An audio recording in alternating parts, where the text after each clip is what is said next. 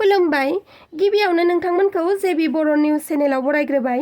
नोंथांमोननि थाखाय फुंबिलिनि मोननैसो खौरां लानानै फैदों। देहा गाज्रि जानायनि जाहोनाव गाराङा गाज्रि जादों। बिनि थाखायनो नोंथांमोननिसिम खौरांखौ मोजाङै फोसावनो हायाखै। अब्लाबो नोंथांमोना आंनि खौरांफोरखौ जोबजासे नायलांगोन होनना मिजिंथिबाय।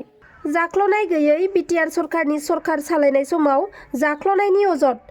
बोसोरसे बारलांब्लाबो सरकारनिफ्राय फैनाय PMAYG न'खौ लुफुंनानै होयियाव PCDCनि चेयारमेन निर्मल नार्जारीनि सायाव खुद्रिखांदों ओनसोलनि रायजो राजाफ्रा। फाथाबारि PCDC ओनसोलनि बेनिफिसारिफोरा सरकारनि मोननाय PMAYG न'खौ लुफुंनो थाखाय दायथ' लानाय PCDC चेयारमेन निर्मल नार्जारी बिथाङा रां लानायनि उनावबो थुरिबारि गामिनि नखरब्रैसो बेनिफिसारिफोरनि न'खौ लुनानै होआखै। जाय न'आ बोसोरसेनि सिगांनो ओंखारनांगौमोन, नाथाय बोसोर बारलांब्लाबो लुफुंना होआखै चेयारमेन निर्मल नार्जारीया। बिनि अनगायैबो ओनसोलनि बेनिफिसारि जाय बिथांमोनहा सरकारनिफ्राय PMAYG न'नि मुलाम्फाखौ मोननो हादोंमोन, बिथांमोनहा सोरबा फार्स्टनि किस्ति आरो सोरबा फार्स्ट सेकेन्ड किस्तिखौल' मोननानै उनाव न' लुबावनो थाखाय सरकारनिफ्राय मोननो गोनां रांखौ मोननो हायाखै। बेनि जाहोनानो जादों PCDC चेयारमेन निर्मल नार्जारी बिथाङा मुलाम्फागिरिफोरनि गंसे न'खौ फट' खेबनानै हरनो थाखाय 5,000 रांनि एग्रिमेन्ट बिनाय जादोंमोन। नाथाय 5,000 रां बिनायखौ बेनिफिसारिफोरा होयिनि थाखायनो न'नि हाबनो गोनां किस्तिफोरा हाबाखै। जायनि थाखाय सरकारनि मोननाय न'खौ लुफुंना लानो हायाखै होननानै फोरमायथिदों ओनसोलनि रायजो राजाफोरा। बिनि अनगायैबो फोरमायथिबावनाय बायदिब्ला निर्मल नार्जारी बिथाङा रेशन कार्डनि बेलायावबो गिबियाव 700 रां लादोंमोन आरो उनाव कार्डखौ राननाय समावबो 200 रां लाबावदोंमोन। आरो बेनि अनगायैबो सरकारनिफ्राय फैनाय बायदि सुबिदाखौ लानोब्ला चेयारमेननो रां होनानैसो लानो गोनां जायो। पाब्लिकआ जेरावबो रांनि बेलायाव रेहाय गैया होननानै खुद्रिनाय दिन्थिदों बेनिफिसारि बिथांमोनहा। मोनथिहोबावनाय बायदिब्ला चेयारमेन निर्मल नार्जारीया GRS मावनांगौ खामानिखौ आखायाव लाजोबना पाब्लिकनिफ्राय जेबो इनफरमेसन मोनालासिनो गोसो बायदि GRS खौ ट्रेन्सफार खालामदोंमोन आरो GRS मावनाय बायदि मोजां हाबाखौ मावाखैमोन। जायनि थाखाय न' गैजायै सुबुंफोरा अखा सान्दुंखौ नेवसिनानै बायला जिलायावनो थानो गोनां जागासिनो दं। बोसोरनै बारलांब्लाबो PMAYG न'आ फिनवालैनो थानांनायखौ लानानै ओनसोलनाङैनो PCDC मासिगिरि निर्मल नार्जारीनि सायाव गोख्रों धरना होदों।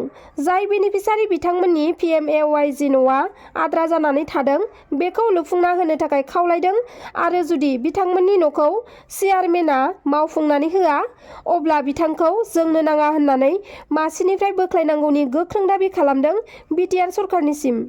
गरेस्वरनि भगपुराव लामा जाब्रबथाय। 7 गथ'फोरनि गोब्राब जोखोम। लामायाव लाखिनानै दोननाय सुइफ्ट गारियाव मोखांथिंजाय एल्ट' गारिया गोख्रैथियै खारबोनानै सौग्रावफैनायाव बे लामा जाब्रबथाया जायो।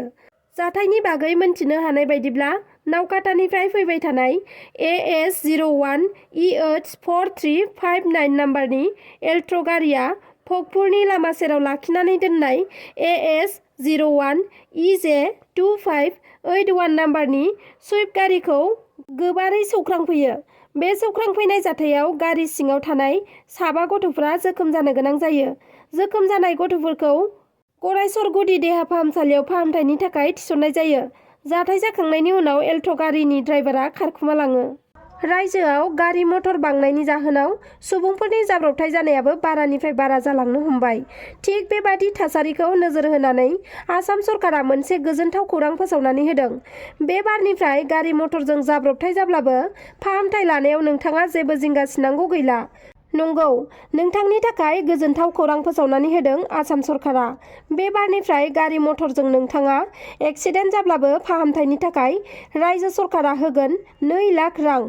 नोंथांनि खहाखौ सुफुंनो थाखाय रायजो सरकारा होनाय बे 2 लाख रांनि इन्सुरेन्सखौ नोंथाङा माबोरै मोननो हागोन? नोंथांनि गोसोआव सोंलु सिखांदों जानांगौ नङासै? बिदिब्ला नोंथाङा खौरांखौ स्किप खालामाजासे जोबजासे नायलांदो, अब्लानो बुजिनो हागोन।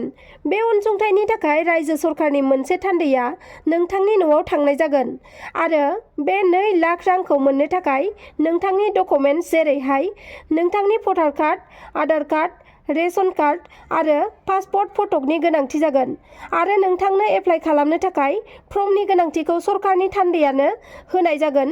लोगोसे बे फर्मखौ नोंथाङा फिलआप खालामनो जिंगासिनांगौ गैया। सरकारनि थान्दैफोरानो बे 2 लाख रांनि फर्मखौ फिलआप खालामनानै होगोन।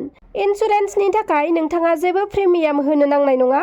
थारैनो सुबुं अनफावरि सरकारा बे सुबिदाखौ होयोब्ला जाब्रबथायाव मोगा-मोगि जानांनाय गोब्राब जोखोम जानायफोराबो फाहामथाय लानायाव मदद मोननो हागोन।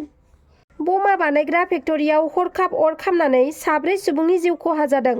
उत्तर प्रदेशनि कौशाम्बीआव गंसे फटका फेक्टरियाव फुजाफोराव गावलाबायग्रा जेरै एटम बमा, फटका बमा, रकेट लन्चार बायदि बायदि बमा बानायफुबाय थानाय समावनो फेक्टरियाव हरखाब अर नांनानै गासै बमाफोरा गिख्रंथावै बेरफ्रुनानै फेक्टरिया थेर-बेथेर जायो। बे बेरफ्रुनाय जाथायाव फेक्टरियाव खामानि मावग्रा 4 लेबारफोरा दुखुनांथावै जिउ खहा जायो आरो माखासे सुबुंफोराबो अरजों खामथाबजानानै गोब्राबै जोखोम जादों। गोब्राबै जोखोम जानाय सुबुंफोरखौ देहा फाहामथायनि थाखाय एम्बुलेन्सनि मददजों उत्तर प्रदेशनि मन्दिरपुर देहा फाहामसालियाव दैथायहरनाय जादों। माखासे सुबुंफोरनि गेजेराव गोबाङानो अरजों खामथाबजानानै गाज्रिसिनै जोखोम जानायखौ खौरां मोननाय जादों। जाथायनि उनाव पुलिस बिफान आरो जायगानि सुबुंफोरा बे ब्लाव-ब्लाव जोंनाय अरखौ खोमोरनो हायो। रांनि थाखायनो बिदा-फंबायनि गेजेराव जादों गिदिर दावहा। बिदाया फंबायनि सायाव गोबौ हाथियारजों गाग्लोबनानै गोब्राब जोखोम खालामदों। बे जाथाया जादों बरागावआव। बिदा-फंबायनि गेजेराव रां दाहारखौ लानानै गिख्रंथाव दानख्लाबलायनाय जाथाया ओनसोल नाङैनो थासारिखौ दुंहाव खालामो। फोरमायथिनाय बायदिब्ला दानख्लाबनानै जोखोम खालामजानाय फंबायआ बिदानियाव रां दाहार लायदोंमोन। रां दाहार लानाया गोबाव जालांब्लाबो नाथाय फंबायआ बिदानिफ्राय लानाय रांखौ बिदानो होफिनाखैमोन। गोबाव सम जालांब्लाबो लानाय रांखौ होफिनियाव बिदाया खनले-खनले बिबाय थानोबो गोनां जादोंमोन। नाथाय बार-बार बिब्लाबो मोनिलाय मैया मोनाबिलि समाव गोबौ हाथियार लानानै फंबायनि सायाव गाग्लोबो आरो दानख्लाब-सुख्लाब खालामो। गोबौ हाथियारजों गाग्लोबजानानै रां दाहार लांग्रा फंबायआ गोब्राब जोखोम जायो। उनाव गाग्लोबग्रा बिदाया जाथाय जानाय जायगानिफ्राय खारखुमालाङो। गाग्लोबग्रा एबा रां दाहार होग्रा बिदानि मुङा कमल आरो रां दाहार लानानै होफिननो हायि थामहिनबा दानख्लाबजानाय फंबायनि मुङा जादों कर्ण। जाथायनि बागै ओनसोलनि सुबुंफोरा पुलिस बिफाननो खौरां हरनायाव बुरसक पुलिस बिफाना जाथायसालियाव नुजाथिफैनानै थासारिखौ सामलायफैयो आरो फंबायखौ गाग्लोबनानै जोखोम खालामग्रा बिदाखौ पुलिसआ जोबथेसालिसिम लांनाय जायो। गोब्राबथार जोखोम जानाय कर्ण बिथांखौ दायो फाहामथायनि थाखाय देहा फाहामसालियाव थिसननाय जाबाय। रायजोआव डाम्पार गारिनि सालायनाया गोबां बांबाय। डाम्पार गारि बांनायनि जाहोनाव दाब दाब जायगाफोराव डाम्पार गारिनि सौख्रांनायाव गोबां सुबुंफोरानो जिउबो खोमानांगौ जाबोबाय। थिग बेबादिनो सुनिबारैबो डाम्पारनि सौख्रांनायजों 2 बर' सुबुङा गोब्राबै जोखोम जानो गोनां जादों। बिरदाव बसुमतारी आरो वेस्टम गयारी बिथांमोनहा बायहाथानिफ्राय बरमा फारसे गावसोरनि न'आव फैफिनबाय थानाय समावनो रङियायाव डाम्पार गारिजों एक्सिडेन्ट जाफैदों। बे एक्सिडेन्ट जानाय जाथायाव 2बो गोब्राबै जोखोम जानो गोनां जादों। 2नि मादाव गुबुन सासेया गाज्रिसिन जोखोम जादों होननानै मिन्थिना मोन्दों। जाथायखौ लानानै खुद्रिदों ओनसोलनि रायजो-राजाफोरा।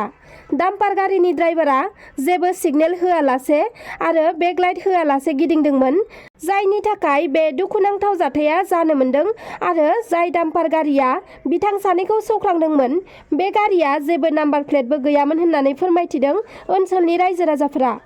फोरमायथिबावनाय बायदिब्ला जाब्रबथायजों मोगा-मोगि जानांनाय बिरदाव बसुमतारी आरो वेस्टम गयारी बिथांमोनहा बर्मानि बिष्णुपुरनि थागिबिमोन। मोनथिहोबावनाय बायदिब्ला बे जाथाय जानायनि सानसे सिगांबो बे एखे जायगायावनो 3 जाब्रबथाय जादोंमोन। गंसे मारुति भेन आरो 2 मटर साइकेलखौ डाम्पारा सौख्रांदोंमोन, जायजों मारुति भेनाव थानाय सासे उन्दै गथ'सायाबो जिउ खोमानांगौ जादोंमोन होननानै फोरमायथिदों। बेबादि गिख्रंथाव जाथाय जासेयावबो पुलिस बिफाना जेबो राहा लायाखै। अखानायैनो डाम्पार गारिया खारफिनदोंमोन आरो डाम्पार गारिया खारफिननायावनो 2 बर' सुबुंफोरा डाम्पार गारिनि सौख्रांनायजों गोब्राब जोखोम जानो गोनां जादों होननानै खुद्रिखांदों ओनसोलनि रायजो-राजाफोरा। दासिमनि खौराङा बेखिनियानोमोन। नोंथांमोना आंनि खौरांखौ जोबजासे नायजोबलांनायनि थाखाय रोजा रोजा साबायखर थाबाय आरो लोगोसे नोंथांमोना आंनि चेनेलखौ साबस्क्राइब खालामाखैब्ला अन्नानै साबस्क्राइब खालामनानै लादो। लोगोसे लाइक, शेयार, कमेन्ट खालामनो दाबाव। एसेनोसै, गोजोन्थों।